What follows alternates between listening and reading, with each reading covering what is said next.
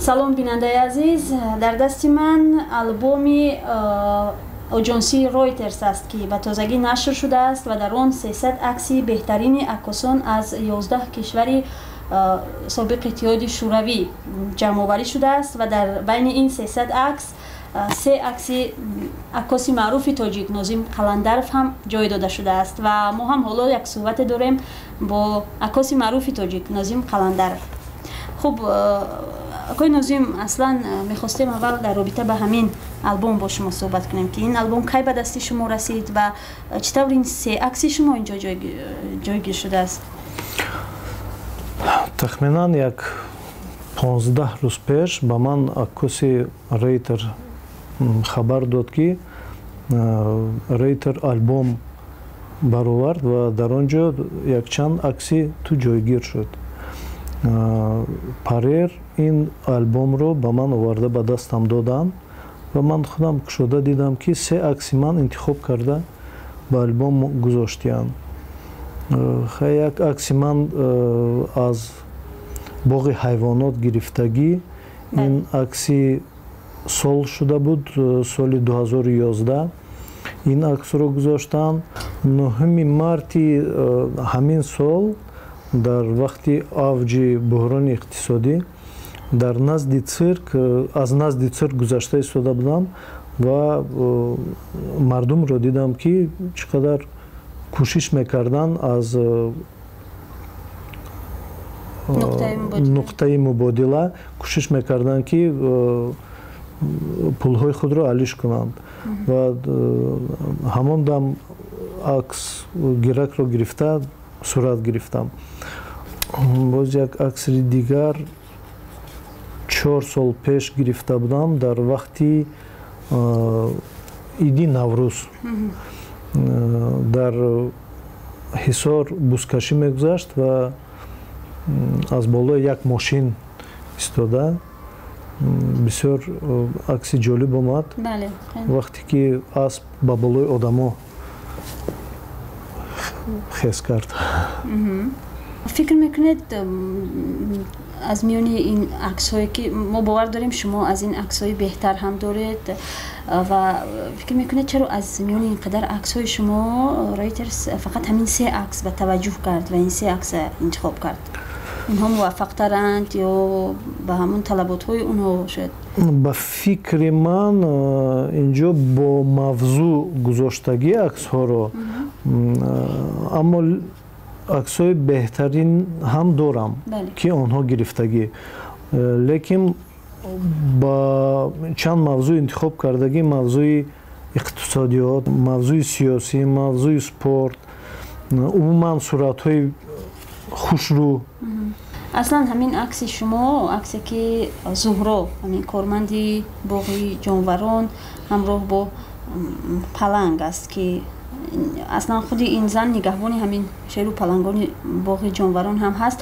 мо чандин сол аст мебинем ки дар сомонаҳо, дар шабакаҳои иҷтимоӣ чарх мезанад, лайки зиёд ҳам мегирад. мехостем дар бораи ҳамин таърихчаи ҳамин акс қисса мекардед. ин акс кай бардошта шуд? соли 2011 вақте ки ман дар боғи ҳайвонот мегаштам бо фотоаппарат, дар назди қафаси шерҳо будам ва дар як лаҳзае Зуҳро бо ҳамин паланг, бо шер дар давоми 2 дақиқа аз қафас баровард шерро ва дар ҳамин вақт як коригари дигар дар омада коса тавоқҳои чиркини шерро гирифт ва ҳамон замон шерро дароварданд. Лекин дар вақте ки ин шерро бароварданд, аз чор тарафи ин коргарои дигари боғбонон нигоҳубин мекарданд ки ҳамла ё ки нагурезад. Аммо ин шер бисёр шери ором аст ва гапҳои командоҳои Зуҳроро нас гӯш мекунад.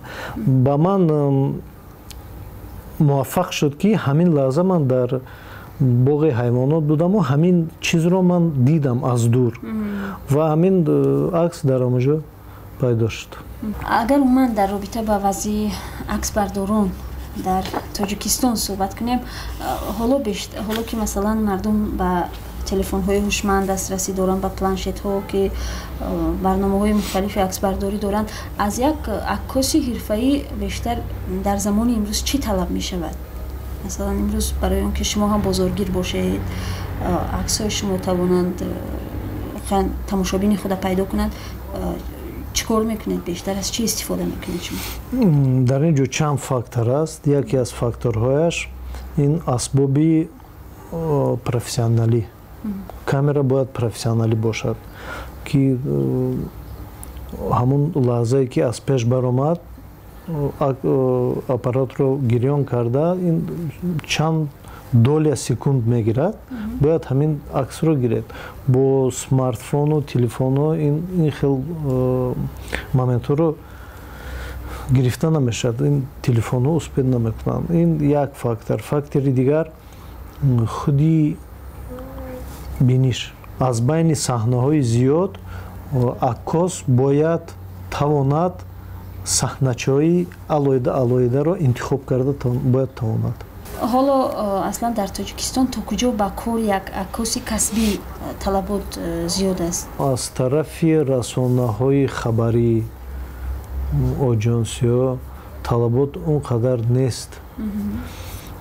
ба онҳо маъқултар аст бо смартфону планшетҳо акс гиранд. ҳам ба фикрам пул камтар сарф мешаваду ҳам нигоҳ доштани аксбардор лозим нест. ҳозир на танҳо дар Тоҷикистон, дар тамоми ҷаҳон ҳамин вазъ аст. мегӯянд ки як акс метавонад дар ҷомеа як таҳаввулота ба вуҷуд биёрад ва дар хориҷа ҳам масалан аккосони хориҷиро агар бибинед ҳамон вайшона маҳсули эҷодшона ҳастанд аксое ки инҳоро мегӯянд аксои таърихӣ ҳастанд, аксое ҳастанд ки тавонистанд як ҷомеаро тағйир диҳанд. фикр мекунед чи аст махсусияти ҳамин ё тафовути кори аксбардорони хориҷ аз Тоҷикистон? фактори асосӣ ҳамин пул. так как аксбардороимон умуман бисёр вазбин аст акс гирифтан ва поддержкаи пулӣ нест, ҳавас умуман нест, ҳавасманд намешаванд. вале аслан дар баробари шумо ҳоло кира мешавад ном бурд? аз кӣ мешавад ном бурд ки гӯям аз ҷумлаи ҳамин аксбардорони ҷавони касбӣ ҳастанд дар мо? масалан киё ҳастанд аз ҷавону киёро мешавад ном бурд? бисёр ҷавонҳое ҳастанд ки мехоҳанд касбӣ аксбардориро ёд гиранд, аммо бо мурури замон мебинанд ки техника харидан дар кор, объектив харидан дар кор, инҳо бисёр қимат асбобҳои касбӣ бисёр қимат мебошанд ва бо мурури замон преградҳои дида баъд мегӯянд аз ин дида ҳамон кори худам мекунам. дар нимароҳ мепартоянд? дар нимароҳ мепартоянам. лекин бисёр аксбардорои хуб ҳастанд ки бо направлениҳои худошон кор мекунанд.